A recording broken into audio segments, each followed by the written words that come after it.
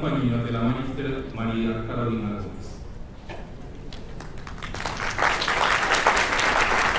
Muchas gracias. Para mí es un honor estar hoy día acá y deseo agradecer la invitación que tan amablemente me efectuaron hacia mi país. Vamos a hablar sobre la intervención pericial, una mirada desde la ética profesional. Yo sé que acá hay peritos de distintas áreas, profesionales, abogados, médicos, ¿verdad?, de distintas especialidades. Y vamos a hablar un poco sobre cómo nos afecta la ética en nuestro rol como peritos. ¿Qué hacemos como peritos independientemente de la profesión que tengamos? Vamos a tener un rol activo en la administración de justicia como auxiliares de la misma. Nuestro rol es investigar y generalmente investigamos conflictos, investigamos problemas, investigamos tragedias, investigamos situaciones complejas en los seres humanos y muchas veces tenemos una actividad bastante complicada en temas emocionales. Muchas veces trabajamos con las emociones de las personas y trabajamos en temas conflictivos, en litigios de familia muchas veces, que tienen que ver con conflictos éticos también y que nos ponen a prueba en cuanto a nuestras habilidades blandas, que tienen que ver justamente con ser empáticos con el otro, por ejemplo, y tener cierta flexibilidad en cuanto a la atención de los usuarios, porque es complejo encontrarse con personas que muchas veces no están de acuerdo con lo que nosotros ponemos en nuestros peritajes como resultado de la investigación pericial que realizamos. Nosotros como peritos, los ojos y los oídos de los jueces, autores que son peritos, y que por lo tanto nos brindan a nosotros una responsabilidad bastante importante en cuanto a los resultados que se esperan de nuestra labor pericial. Debemos ser aquellas personas, aquellos profesionales que indagamos y que investigamos lo que los jueces, lo que los fiscales, los defensores no conocen. Y tenemos una expertise que tenemos que poner a prueba para poder entregar una opinión profesional fundada en evidencia. Estamos en constante interrelación con el ámbito judicial y emitimos pruebas periciales a través de ¿qué? De nuestros informes, de nuestros peritajes y de nuestra actuación en el tribunal. Muchas veces nos enfrentamos a conflictos con las mismas personas a las cuales peritamos. Yo me desempeño como perito privado y por lo tanto me toca realizar peritajes en distintas materias, civil, penal, familia, y nos encontramos con personas que son muchas veces conflictivas y que por algo también están en litigios judiciales, sobre todo en el ámbito de la familia. Y nos enfrentamos a la incomprensión muchas veces de los resultados que nosotros emitimos como peritos y donde las personas no quedan conformes con los resultados porque me están pagando y esperan que yo dé una opinión profesional que les favorezca. Y muchas veces no es así. Sin embargo, debo operar con imparcialidad, como se señalaba anteriormente, con independencia y por lo tanto, como perito soy objetiva, independientemente de lo que se espere de mí o quién me esté contratando. Actuamos ante los tribunales de justicia. Como soy perito social forense, debo declarar en un juicio. No sé si ustedes saben lo que significa forense. Muchas veces a mi institución llaman personas y me dicen, ¿usted tiene que ver con muertos? Porque soy perito social forense. Y la verdad es que no tiene que ver con muertos, tiene que ver con la capacidad de expresar en un juicio oral mi opinión profesional. Soy forense porque soy capaz de declarar en un juicio. Forense viene de foro y significa poder expresar y explicar cuál es mi resultado del peritaje. Eso significa forense en un tribunal. La intervención en un tribunal está sujeta a cumplir con la ley, que tiene que ver con ser capaces de decir la verdad y de apegarse a los resultados del peritaje y no mentir. Nosotros como peritos estamos obligados a jurar o prometer decir la verdad en una audiencia, en un tribunal, y por lo tanto estamos sometidos al peso de la ley en el caso de que digamos alguna mentira, por ejemplo. En mi país conozco colegas que lamentablemente tienen antecedentes penales por falso testimonio, que es un delito que está contemplado en el Código Penal. Y por lo tanto nuestra actuación pericial está sujeta al control de la ley y también de la ética. ¿Quién regula la intervención pericial? ¿Hay algún organismo que lo regule? Bueno, está el marco legal que efectivamente lo regula, tras el hecho de que exista el delito de falso testimonio. Y por otra parte están los códigos de ética, las normas, las leyes, que van a regular mi intervención pericial desde lo que se espera que yo haga correctamente. Trabajamos con personas y por lo tanto debemos anular la posibilidad de equivocarnos o de emitir una opinión profesional que no esté fundada en la evidencia, como estoy obligada a realizarlo porque soy perito social forense y por lo tanto debo pegarme al método científico, que tiene que ver con tener evidencia y con poder corroborar de lo que me estoy enterando como perito social. Tenemos el Código de Ética de los Trabajadores Sociales. El Código de Ética es nuestro marco regulatorio en cuanto a los valores que ponemos en nuestra acción pericial. Antes de ser profesionales somos personas y nos formamos desde la cuna con ciertos valores que nos van a entregar nuestros padres en la crianza. Y por lo tanto, antes de conocer el Código de Ética, tenemos los valores humanos. Sin embargo, cuando ya somos profesionales, nos enfrentamos a distintos dilemas éticos, sobre todo en esta labor en la cual las personas tienen ciertas expectativas en atención a nuestro trabajo. Por ejemplo, cuando una persona me contrata, está esperando que yo haga un peritaje que le favorezca. Por ejemplo, en un litigio de familia, esa madre que está esperando que yo dé una opinión profesional que le favorezca para que le den la pensión de alimentos que espera, si no lo hago, lamentablemente va a quedar desconforme con mi trabajo y por lo tanto me veo sometida a sus cuestionamientos. El Código de Ética es un conjunto de principios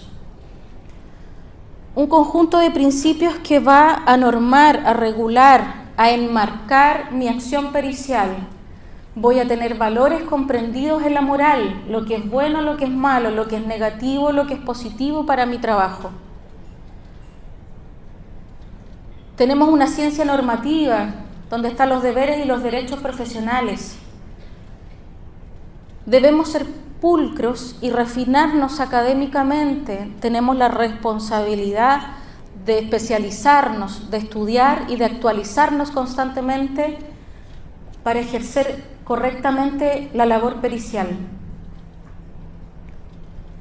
Tenemos la deontología, que también ya se había hablado de ese concepto, que tiene que ver con los principios que rigen mi profesión.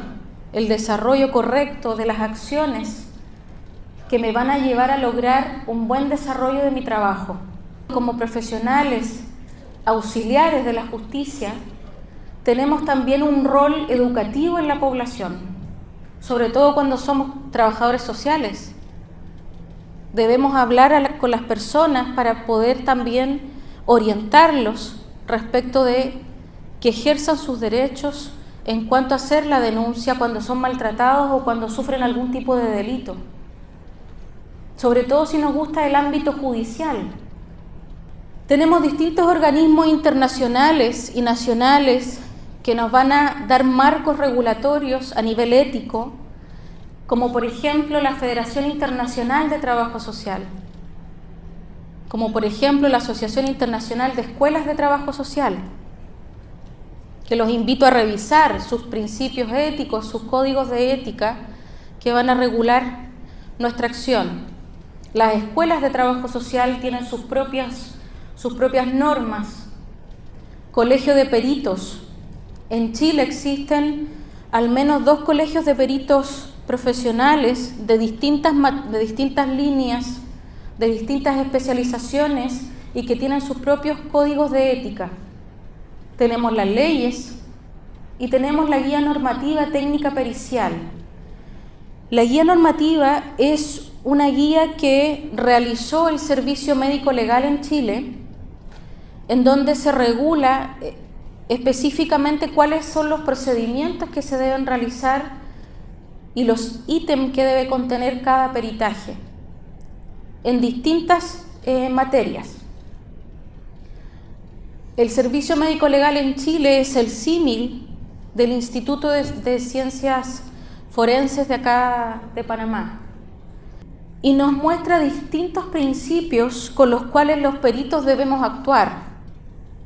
Uno de ellos es la confidencialidad, que en el ámbito pericial la verdad es que no existe, porque todo lo que conocemos como peritos lo vamos a ventilar en un tribunal siempre y cuando tengamos la autorización de las personas que son peritadas o sometidas a procedimientos periciales. Y en ese sentido tenemos que tener claridad de que tenemos que tener un consentimiento informado, es decir, debemos proceder a entregarles un documento escrito a las personas que sean capaces de leerlo, en donde quede registrado efectivamente cuál va a ser mi actuación pericial, cuáles son los límites con los cuales yo voy a actuar y qué es lo que deben esperar de mi trabajo, que en el fondo es imparcialidad y objetividad. Y ese consentimiento informado debe estar incluido en todos mis procesos periciales y debe constar como evidencia para comenzar mi proceso de indagatoria pericial. Si no lo tengo o la persona no me autoriza, yo no puedo hacer el peritaje. Y eso es importante que lo conozcamos, porque luego es evidencia que tenemos para presentar ante el tribunal. Y ahí estamos realizando un trabajo con rigurosidad científica. Debemos resguardarnos y, como decía la doctora en la mañana, no podemos esperar que la gente nos diga la verdad o no podemos creer todo lo que nos dicen. Debemos esperar corroborar la información que tenemos. Debemos actuar con honestidad frente a las personas. No podemos pretender que las expectativas que tiene la gente sobre mi trabajo siempre va a ser cumplida para ellos. Debemos señalarle a las personas que efectivamente yo voy a tener un trabajo de indagatoria objetiva. No voy a cumplir con todo lo que esperan de mí. Voy a actuar con imparcialidad y con independencia. Como perito privado de la Academia Forense y de peritosocialforense.cl, que son las instituciones que lidero, estoy licitada para trabajar como perito externo de la Defensoría Penal Pública. Y también, por otra parte, tengo la posibilidad de licitarme para trabajar como perito externo de la Fiscalía, del Ministerio Público. Yo trabajé 11 años en el Ministerio Público y me retiré para dedicarme a esto y ser independiente. Sin embargo, hoy en día la regulación del Ministerio Público en mi país no permite que yo me pueda licitar para ser perito del Ministerio Público si ya soy perito de la Defensoría. ¿Qué opinan de eso? La verdad es que no estoy de acuerdo, producto de que limita mi accionar como perito y efectivamente no se está visualizando de que más allá de la institución en la cual yo ejerza como perito externo, yo evalúo personas. Independientemente del lenguaje que utilicemos dentro de una institución, son personas las que llegan a esas instituciones producto de una denuncia. Víctimas, imputados o presunta víctima para mí, y personas que están siendo investigadas por alguna comisión de delito hasta que no se compruebe lo contrario. Por lo tanto, muchas veces las leyes, las normas que regulan a las instituciones nos ponen ciertos límites para actuar. Se debe informar antes y respetar la decisión de no continuar cuando estamos indagando en un proceso pericial y la persona se descompensa producto de las emociones, se pone a llorar. Yo debo esperar a que la persona se calme. No puedo seguir indagando si la persona está mal. O inclusive puedo decirle, ¿sabe qué? Continuemos otro día. La cito para otro día, voy a su casa otro día, etc. Pero muchas veces la gente que está haciendo o que está participando en un proceso pericial, muchas veces se ve trastocada por las emociones porque estamos viendo conflictos complejos, temas de abuso sexual, por ejemplo, temas de homicidio, de femicidio, en donde vemos a personas que están muy afectadas emocionalmente producto de la pérdida de un ser querido, de un accidente. Tenemos la ética profesional, tenemos los procedimientos legales periciales que, como les decía, ya están regulados, que tenemos esta guía normativa técnica pericial, que tenemos los códigos de ética de las escuelas de trabajo social, de los colegios de peritos. Sin embargo, en la base tenemos los valores humanos, que son aquellos con los que crecemos en nuestro hogar, que son aquellos que nos muestran nuestros padres a través de los modelos de crianza. Son aquellos valores humanos que nos van a permitir actuar con empatía frente a un otro. Son aquellas habilidades blandas que yo no aprendo en la universidad. Son aquellas habilidades blandas que aprendo desde la repetición, que aprendo desde la empatía con el otro, desde lo que me enseñaron mis padres. Ahí están los valores humanos con los cuales yo trabajo, con los cuales yo soy capaz de conectarme con la otra persona que tiene el problema o que está viviendo una tragedia, o que a su hijo lo detuvieron producto de que lo involucraron en un delito y resulta que es inocente. Tenemos una madre afectada, un padre que está mal, con depresión, porque no puede sacar a su hijo de la prisión, por ejemplo. Tenemos los códigos de ética de cada país, tenemos los códigos de ética de cada gremio u organización, que son marcos regulatorios con los principios éticos que en general nos van a hablar de lo que ya hemos oído durante la mañana y que van a marcar nuestro andar, nuestras acciones, nuestros procedimientos, el trato que debemos tener con el otro, sobre todo cuando estamos hablando desde una profesión o desde una intervención desde lo social, desde la interacción social con la otra persona, desde el conocimiento que la otra persona me está entregando de su vida. Y en ese sentido debemos tener mucho cuidado para poder tratar con esas personas y mucho respeto por el otro ser humano que tenemos enfrente. Los principios éticos, los derechos humanos, la dignidad humana deben marcar nuestro accionar como seres humanos primero y después como profesionales. Tenemos un caso emblemático en Chile, en la cual yo basé mi tesis de pregrado para la licenciatura de Trabajo Social, en donde efectué una tesis en relación a una investigación respecto de la dignidad humana con la cual son tratados los reclusos en la cárcel. Y lamentablemente me encontré con muchísimos problemas y conflictos en el trato humano que reciben las personas que están privadas de libertad. Y en ese sentido me basé en un hecho que ocurrió, en un hito histórico que ocurrió en mi país, lamentablemente, en donde tras ocurrir un motín en la cárcel de San Miguel, que está ubicada en la capital, en Santiago, los reclusos, los internos, empezaron a quemar los colchones. Y en ese contexto fallecieron 84 internos.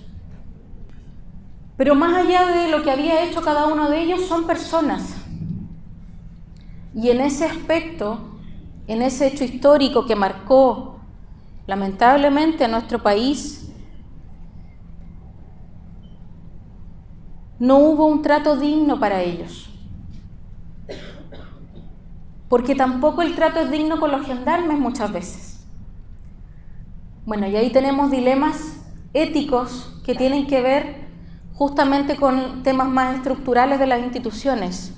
Pero sin embargo, frente a ese episodio, el trato humano no fue digno, ni para los gendarmes, ni para los internos.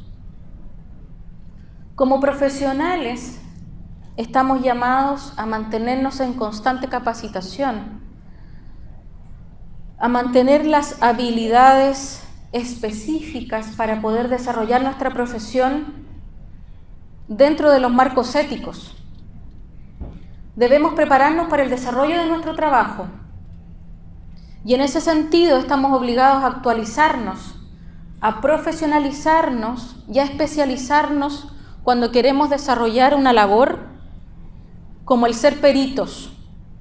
Debemos ser responsables con nuestra preparación para el trabajo, pero sobre todo debemos ser responsables con ejercer una labor dentro de los marcos de la ética y los principios. Cuando somos peritos, sobre todo en el ámbito de las ciencias sociales, estamos constantemente siendo cuestionados, no tan solo dentro de los tribunales, por la defensa, por la fiscalía, o en el caso de los tribunales de familia, por el abogado de la parte demandante, por el abogado de la parte demandada, por el juez, el consejero técnico, sino que por las personas que están siendo peritadas. Nos enfrentamos a conflictos, nos enfrentamos a cuestionamientos, a hostigamientos muchas veces, y debemos tener la suficiente habilidad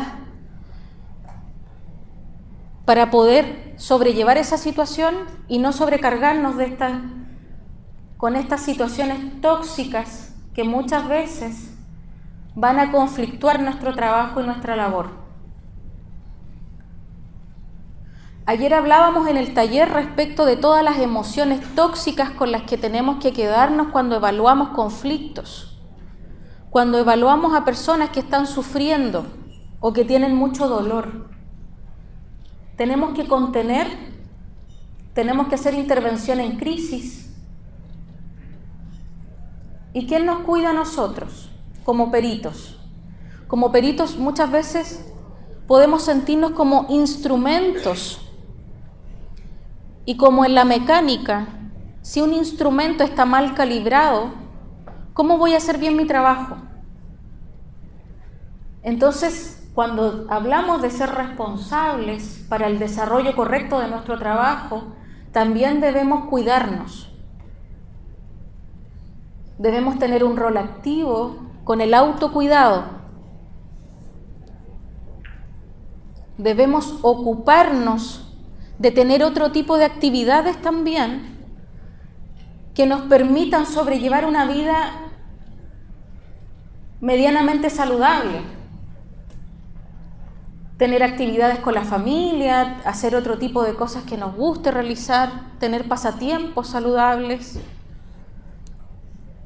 Y no quedarnos siempre solo con el trabajo. Eso también es importante recalcarlo. O bien, en el caso de que, como peritos sociales, muchas veces nos vemos involucrados en el ejercicio pericial en casos de abuso sexual infantil, de femicidios, de homicidios, de los delitos más graves. También debemos tener en cuenta cuáles son nuestras limitaciones como seres humanos. En la mañana la doctora decía, yo me declaro incompetente porque yo no puedo hablar de los asesinos o no puedo trabajar con un violador. Debemos tener claridad de cuáles son nuestros límites morales para el trabajo y la intervención pericial. Más allá de que tengamos que ser objetivos cuando emitimos una opinión profesional como peritos, también debemos conocer cuáles son nuestras limitaciones ante las temáticas que nos toca revisar. ¿Por qué? Porque nos vamos a sesgar o vamos a tener prejuicios que no nos van a permitir realizar una labor objetiva ni imparcial. Y en ese sentido debemos ser responsables ante lo que a nosotros nos supera. A mí el maltrato infantil me supera. Me supera, no puedo, porque soy madre y porque cuando uno es madre también le cambia la percepción muchas veces de la infancia. Y en ese sentido soy responsable y asumo que el maltrato infantil no va conmigo. Se habla del sesgo institucional y es una situación que, si bien puede ocurrir, debemos evitar que pase. Como decía la doctora en la mañana, los peritos que caen en ese tipo de prácticas tienen ciertas sanciones. Sin embargo, eso también tiene que ver con poder asumir que yo no estoy preparada para realizar un peritaje a un familiar, a un amigo, a una persona con la cual tengo sentimientos y que voy a tratar de favorecer. Debo ser responsable y actuar éticamente para que eso no ocurra, para que eso no suceda y asumir que no puedo. Muchas veces cuando hablamos de instituciones, hablamos de que el propio lenguaje ya va sesgando mi actuación pericial. Como perito privado, cuando me toca evaluar un peritaje de una víctima, para mí es presunta víctima, hasta que no investigue efectivamente qué fue lo que sucedió. Muchas veces tenemos casos de violencia intrafamiliar en donde la mujer denuncia a un hombre y vamos investigando y el hombre es más víctima que la mujer. Entonces, hasta que no se demuestre lo contrario, yo no puedo asumir que una persona es víctima. Eso también tiene que ver con actuar con imparcialidad y con objetividad, teniendo como base que todos somos seres humanos primero. Después le damos otro nombre. Cuando nos enfrentamos a un juicio en cualquier tipo de materia legal, familia, civil, penal, en cualquier tipo de tribunal, nosotros debemos jurar o prometer decir la verdad. Ese es otro principio ético que marca nuestro trabajo, que regula nuestra labor como profesionales, como peritos, en el ámbito de la justicia. Cualquiera sea nuestra profesión, debemos jurar o prometer decir la verdad en el tribunal y declarar conforme a los hallazgos del peritaje, sin mentir, sin omitir, sin modificar. Y por lo tanto, estamos bajo la mirada de la ley y estamos obligados a no faltar a la verdad porque estamos siendo sometidos a un proceso judicial en el cual nos podemos ver afectados en el caso de que mintamos o que omitamos información. Nuestro rol como peritos es muy importante y adquiere una responsabilidad respecto de los efectos que tiene nuestra opinión profesional en la vida de las personas. A través de nuestra opinión profesional, sobre todo en casos de familia, podemos tener el cambio del cuidado personal de un hijo a otro padre. Podemos hacer que una opinión nuestra afecte la vida de un niño y por lo tanto de una familia completa. Debemos actuar con responsabilidad. Debemos actuar con integridad, objetividad, independencia, responsabilidad, respeto e imparcialidad. El respeto por los valores de la otra persona tiene que ver con el trato digno y humano. Somos colaboradores de la justicia y por lo tanto debemos tener claridad de que ese es nuestro rol. Antes de tener ética profesional, debemos tener valores humanos. Y los valores humanos deben ser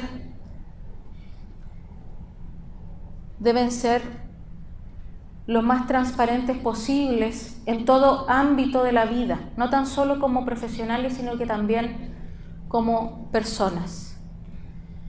Quiero agradecer la atención y la participación en este congreso y la invitación que me hicieron. Muchas gracias.